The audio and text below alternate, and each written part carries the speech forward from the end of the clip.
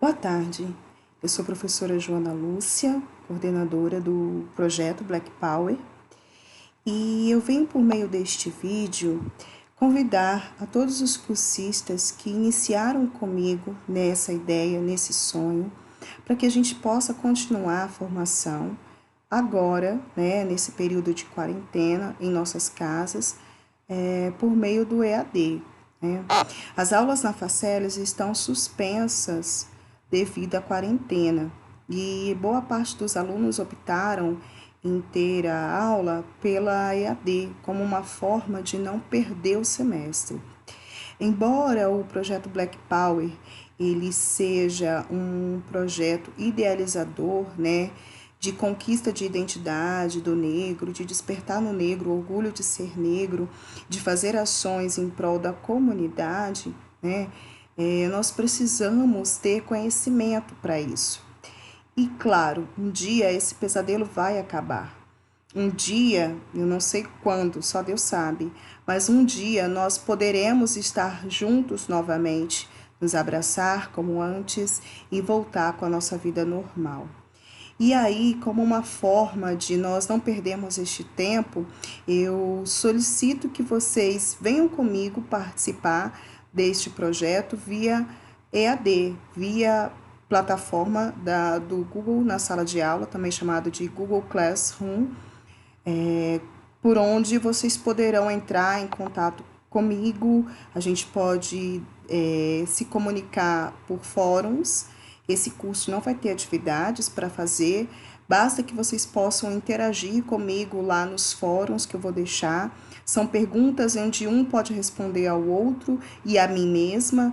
Por meio dessas respostas lá deixadas, eu vou conseguir perceber quem está acompanhando, Vou deixar videoaulas também gravadas lá, para que vocês possam ter acesso. E caso vocês queiram perguntar alguma coisa, podem usar a plataforma e também podem entrar comigo por meio de WhatsApp, de e-mail ou até mesmo do meu canal no YouTube, Joana Lúcia Alexandre de Freitas, tá? Para que a gente possa continuar com esse projeto, com essa formação.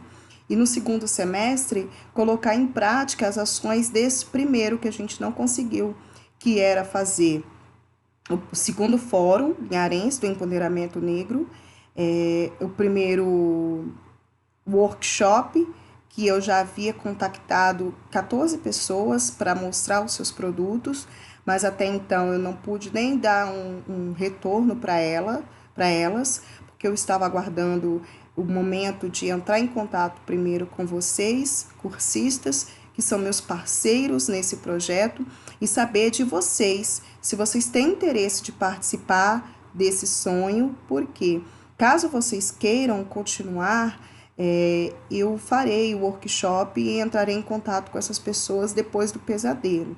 Caso vocês optem em parar o curso também, por respeito a vocês, eu também vou parar de enviar as videoaulas e a gente retorna no decorrer, quando voltar às aulas presenciais.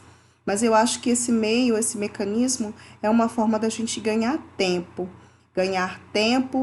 para entreter nossas ideias e também não ficar louco, Porque vocês devem estar como eu, querendo sair de casa, às vezes dá um pânico, não dá vontade de sair gritando pelas ruas, passear, fazer tudo que a gente podia fazer, comer pão, bater perna na rua, não é?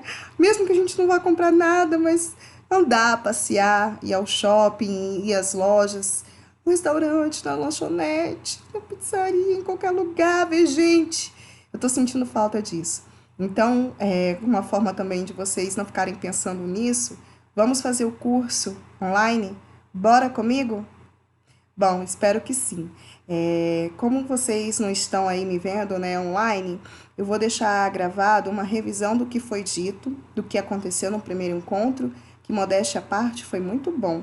Foi um encontro proveitoso, não foram todos os cursistas. Naquela época eu recebi e-mail de algumas pessoas dizendo que não poderiam estar presentes por questões de compromisso, mas que gostariam de continuar.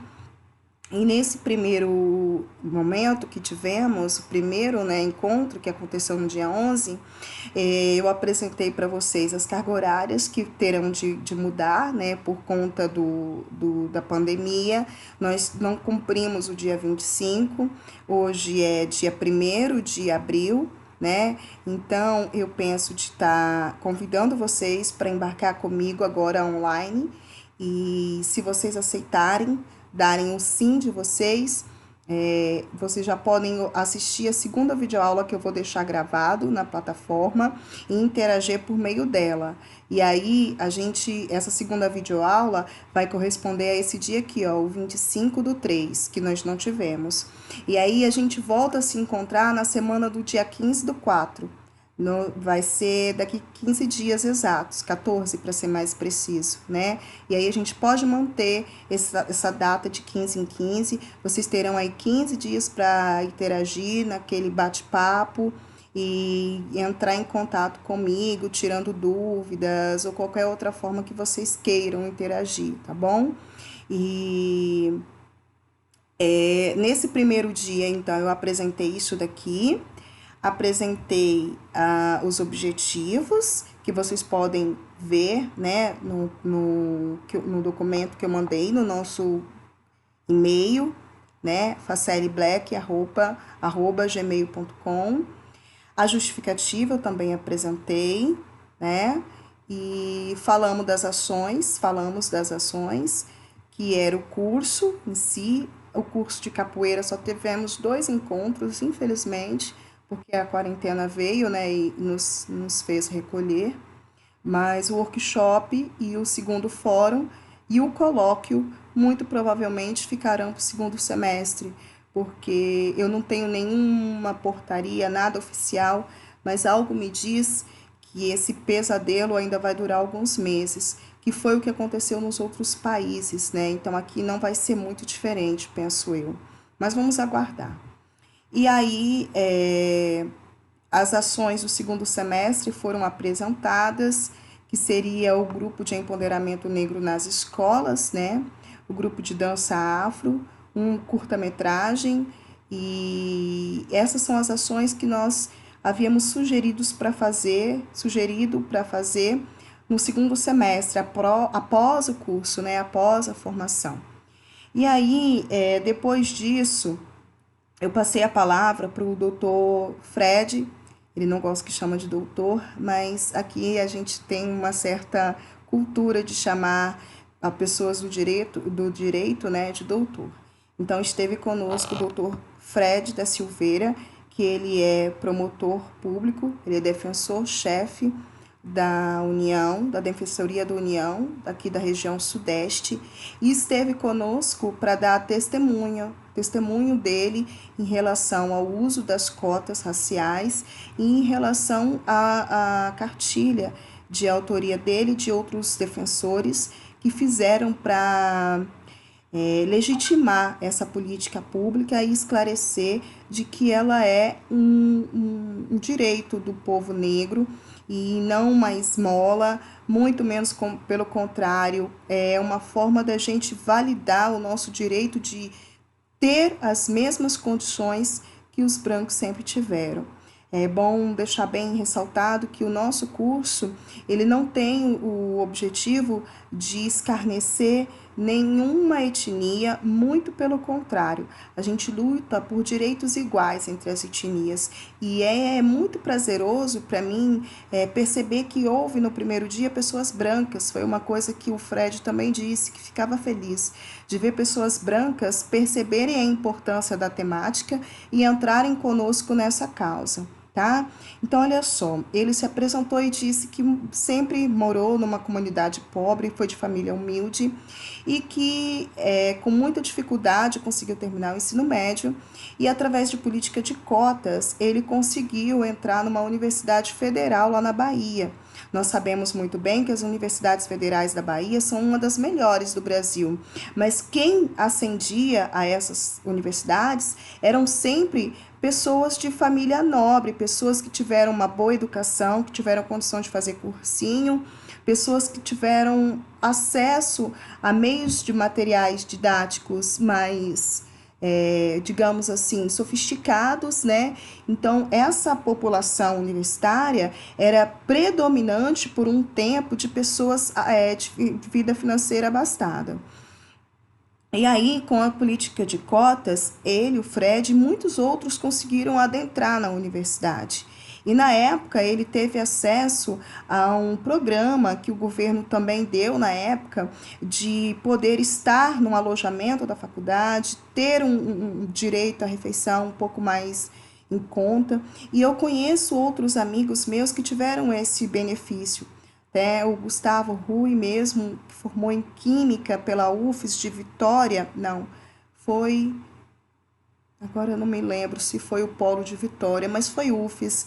Ele me disse que teve vantagem nisso, né, no uso de usar cotas raciais, porque a mãe dele, professora de 1º ao 5º, jamais conseguiria pagar a estadia dele numa outra cidade, comida, e ele conseguiu, através das cotas, esse programa de alimentação e de abrigo.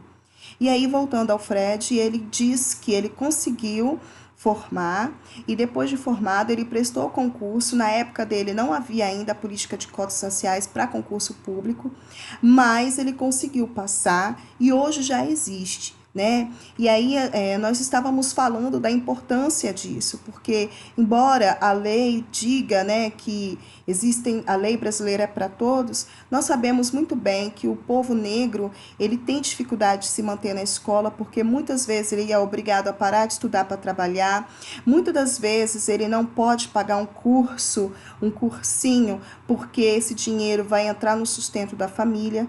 Então, fazer com que existam cotas é uma forma de abrir a porta da universidade para que esses estudantes possam adentrar, para que eles possam ter a oportunidade de ir lá correr atrás dos seus objetivos, né? E aí, depois que ele se apresentou e deu o seu testemunho, nós falamos sobre racismo, intolerância, que são um desses temas aqui, né?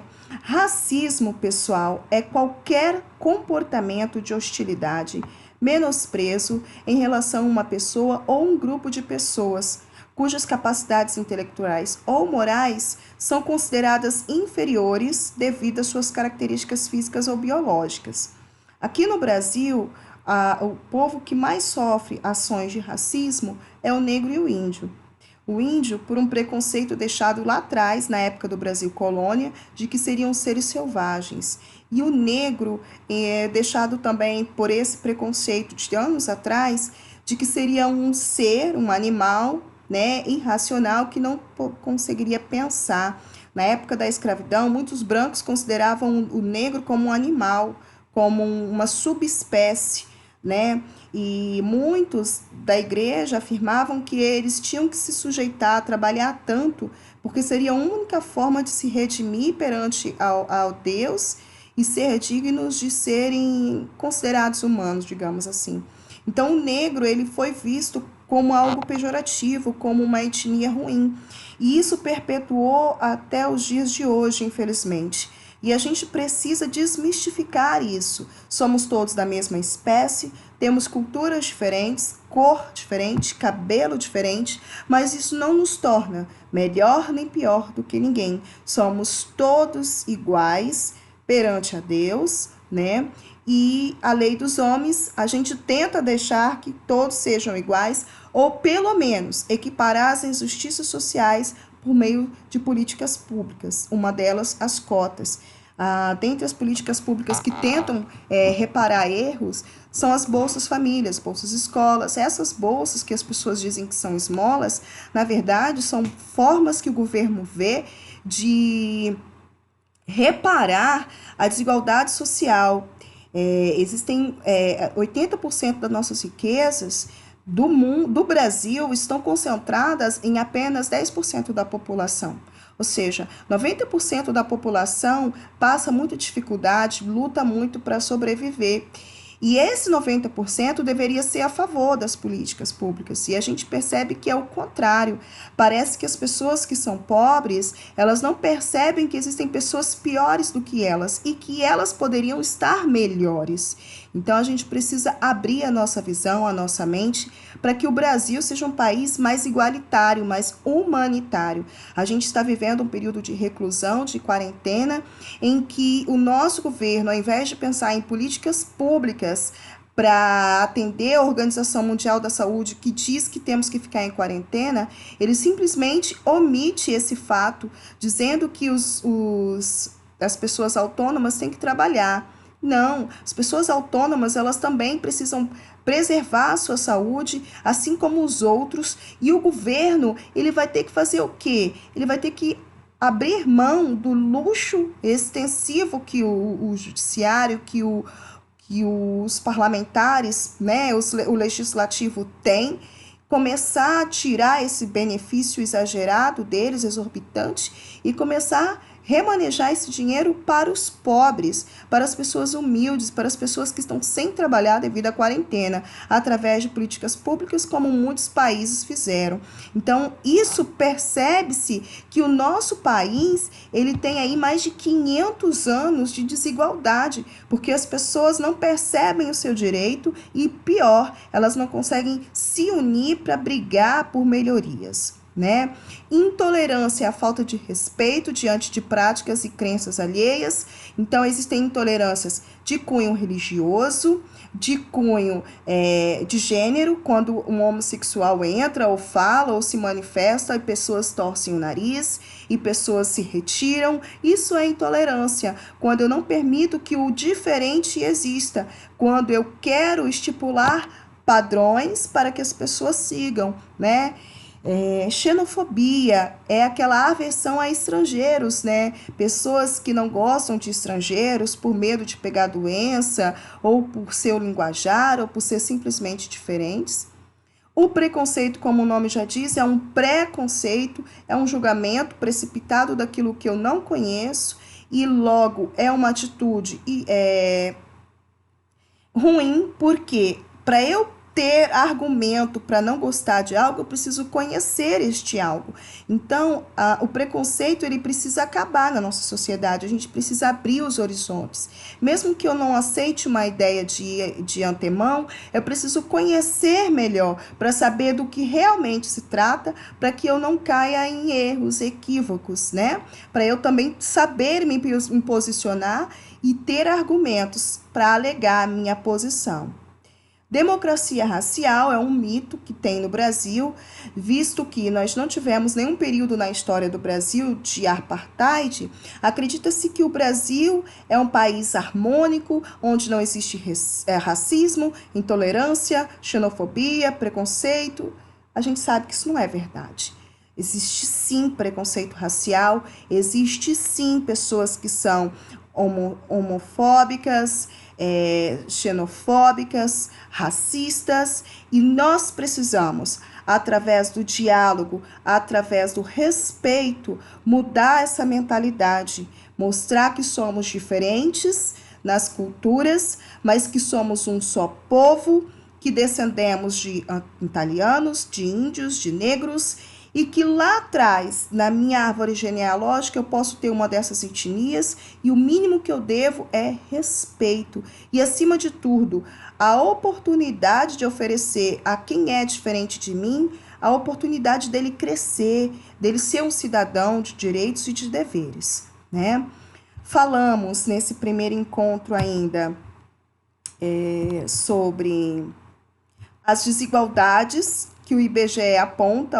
A taxa de desemprego dos negros ampliou em 2017 de 19,4% para 20,8%, enquanto dos não negros, né, as pessoas que não são negras, avançou de 15,2% para 15,9%, ou seja, nenhum por cento aumentou, né, em relação, aliás, diminuiu não, não chega nem a 1% o que aumentou de desemprego entre as pessoas que não são brancas. As pessoas que são negras aumentou em 1%, 1,4%, quase 2%. Isso mostra que, na hora da crise, na hora do aperto, o patrão prefere mandar embora o negro ao branco. Isso mostra que o negro, ele tem mais dificuldade de obter um emprego, de carteira assinada, e quando consegue, ainda corre mais risco de ser mandado embora do que um branco, né? Um outro gráfico aqui, ó, mostra o número de pessoas, né, em trabalhos informais por sexo. Os pretos e os pardos estão entre a etnia que mais tem trabalho informal, ou seja, são as pessoas que têm que literalmente se virar sozinhos, né? Buscar uma forma de renda de uma forma autônoma, porque não conseguem empregos de carteira assinada. Isso é algo grave na nossa população, né? Rendimento médio real de trabalho principal das pessoas ocupadas por cor. Observa-se que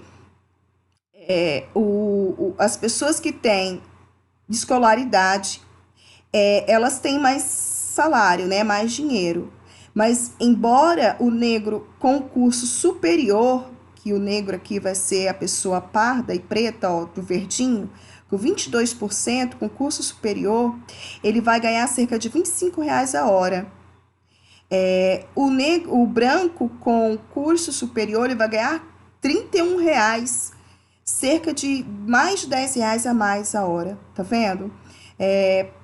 Aqui, ó, ensino médio completo, o negro ganha R$ 9,00, enquanto o branco ganha R$ 11,60, bem mais, né? Então, isso mostra que o negro, embora ele tenha a mesma formação, a mesma experiência, ele acaba ganhando menos do que o branco.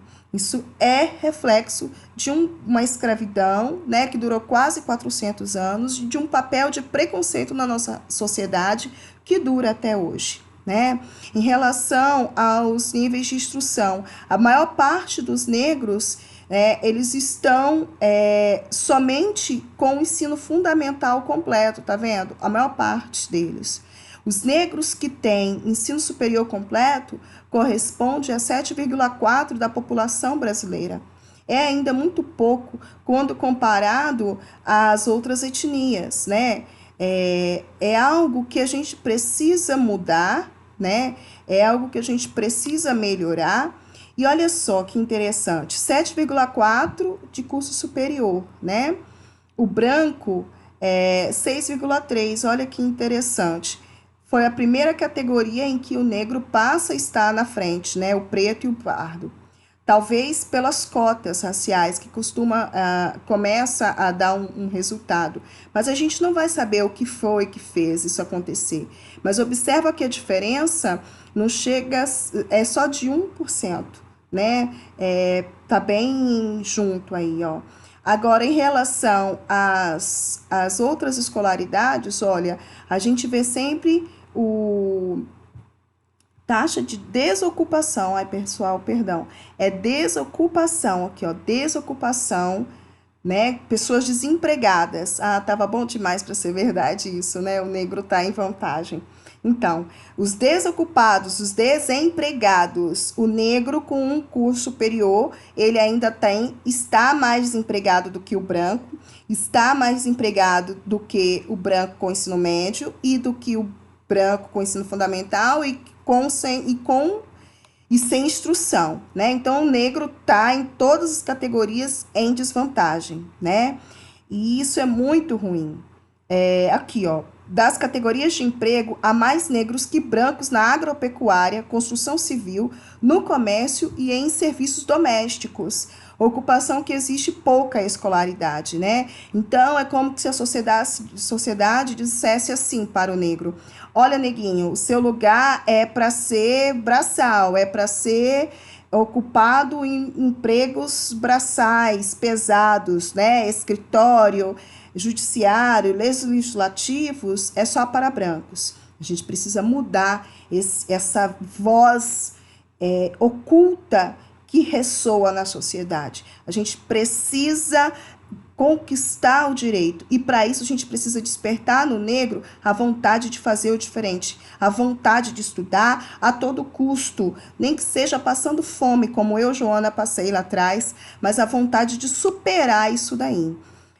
Entre homens e mulheres, as mulheres recebem menos que os homens, então nós temos uma sociedade também machista.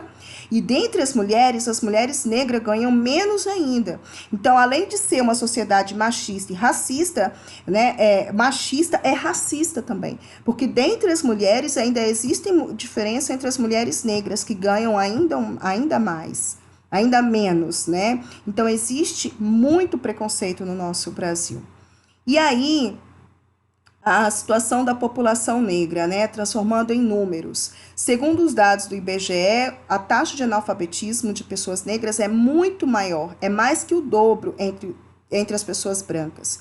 Igualmente, são os jovens negros, a maioria matriculados em séries inadequadas para a sua idade. Né? Em contraposição, compõe a parcela da população mais suscetível a sofrer violências no Brasil.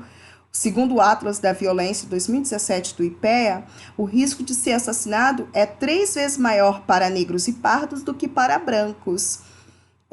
A herança de 300 anos de escravidão fica evidente nesses dados. E isso está disponível na apostila do IBGE, IBGE e do DPU, tá? Defensoria Pública da União. Então, vocês sabiam que em 1878, quando houve a abolição da escravatura, há muitos anos o povo negro não podia, né, participar da escola, do ensino regular. Em 1838, por aí, existiu uma lei que proibia o negro de pisar nas escolas.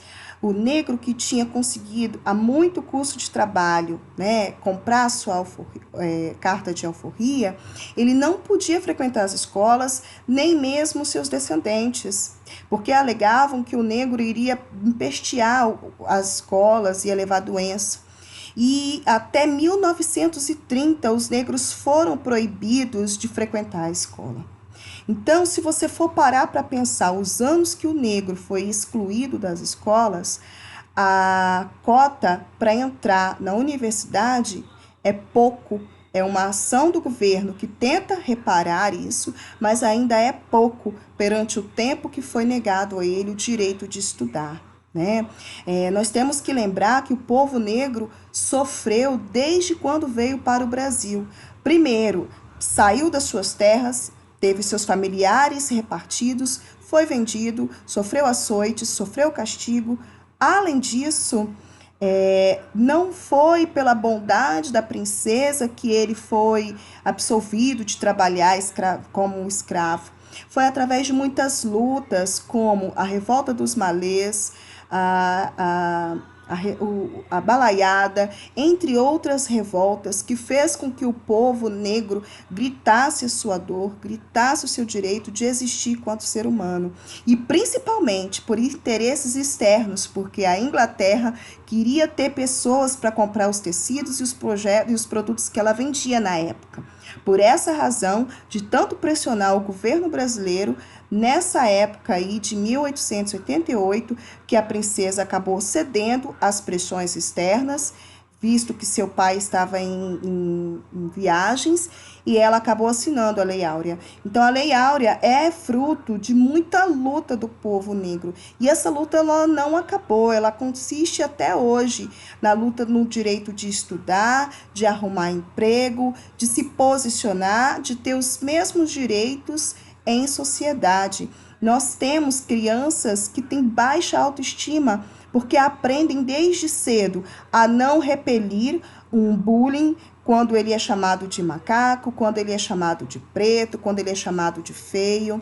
Ele já tem desde pequeno um ensinamento oculto de prender o seu cabelo, de alisar o seu cabelo como uma forma de se embranquecer para ser aceito na sociedade.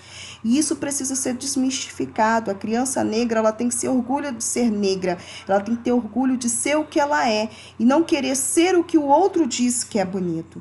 E para isso é que a gente precisa criar práticas de ensino, grupo de pessoas que fale para essa criança que ela é bonita como ela é.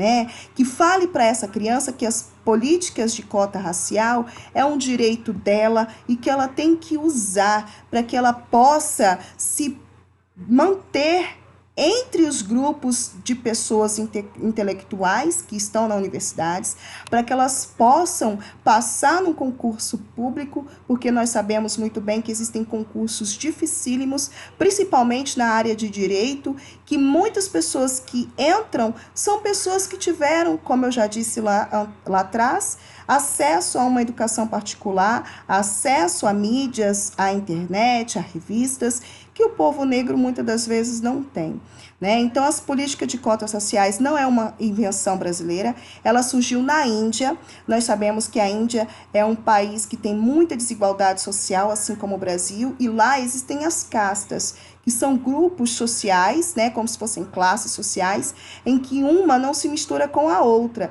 Existem até proibições de casamentos entre castas diferentes. E lá, para equiparar um pouco essa desigualdade social, para fazer vez a uma forma de distribuição de renda melhor, o governo inventou cotas raciais. E depois disso, outros países também adotaram essas cotas. Para quê? Para tornar o país um pouco mais igual na distribuição de renda, na ascensão a direitos de estudo, direito de emprego, direito de ser cidadão, né? E o Brasil foi um dos últimos países, né, que conseguiram aderir às cotas, né, países que são emergentes, mas que também buscam ascender, né, e foram um dos últimos a acatar as cotas, a adotar as cotas, e agora nós devemos fazer o quê? Fazer pensamento, estimular os nossos governantes, os nossos vereadores, deputados federais, estaduais, né, senadores, a criarem mais políticas públicas que dê acesso a demais pessoas da sociedade a ter direitos de bem comum que deveria ser para todos e que não são, né? Esses foram os principais assuntos do nosso primeiro encontro, que eu estou falando aqui para que as pessoas que não foram e que foram também possam revisar, né? E a lei de cotas raciais, essa daqui, ó, 12.990 de 2014, foi garantida aos negros e negras a reserva de 20% das vagas oferecidas em editais de concursos públicos para o preenchimento de cargos efetivos e empregos públicos da administração pública federal, das autarquias, das fundações públicas, das empresas públicas federal. Eu repeti aqui, ó, 2 vezes. Vou aproveitar para tirar aqui, ó. E das empresas públicas das sociedades de economia mista controlada pela União. Essa lei de 2014, então, ela vem fazer complemento à lei de 2012, que cria a lei de cotas raciais apenas para, né, faculdades, universidades. E agora ela tem também um complemento, uma lei complementar, que vem fazer essas cotas também em concurso público. Ou seja, agora o negro, além de ter direito de entrar na universidade por formas especiais, também tem o direito de competir em concurso. Não é desvantagem para o branco, é uma forma de dar ao negro mais uma oportunidade de conseguir adentrar, porque competir com alguém que teve mais estudos durante toda a vida é injusto para aquele negro que sofreu greve, né? Enfrentou falta de material didático nas escolas, falta de professores preparados, e competir de igual para igual, sem nenhuma forma de facilitar essa entrada, é quase que impossível, né? Então, dessa forma, espera-se que os negros tentem ascender, lutem por seus direitos, aproveite essa oportunidade para entrar, porque eles vão competir com outros negros que tiveram as mesmas situações. E aí sim, a luta fica mais igualitária e a possibilidade de fazer um curso superior fica mais humanista, digamos assim. Todas as crianças são afetadas por esses preconceitos perpetuados. Entretanto, são as crianças negras que têm sua autonomia, a sua autoestima desamparada por não disporem de referências negras valorizadas e reconhecidas historicamente. Essa frase está na cartilha de cotas, né, do DPU, da Defensoria Pública da União, e essa frase ela vem dar justificativa para que a gente faça o Black Power acontecer, para que a criança negra, através de nós, vocês, cursistas e eu, possa ter uma orientação, possa se sentir encorajada e capaz de lutar por seus sonhos, criar projetos de vida e fazer com que elas tenham orgulho de si mesmas, orgulho de sua cultura, despertando nelas um caminho para que elas possam perceber que há um futuro, né? A gente vai descortinar a nossa sociedade para que ela possa perceber que existem mecanismos dela terminar o ensino fundamental, o ensino da educação básica, adentrar numa faculdade, sonhar com uma profissão e que nessa profissão ela se realize como um cidadão, que ela possa reconhecer que ela é uma pessoa como outra qualquer, com direitos e deveres, e que ela não tem que ter vergonha de ser parda ou preta, e muito pelo contrário, ela tem que ter orgulho de dizer a cor que tem e assumir as suas características físicas. Então, essas foram as nossas principais conversas do primeiro encontro e espero que vocês tenham gostado dessa videoaula, né? E que a gente possa se encontrar na nossa segunda videoaula, que eu já vou deixar aqui, tá? Gravado. E vou deixar um fórum para a gente bater papo.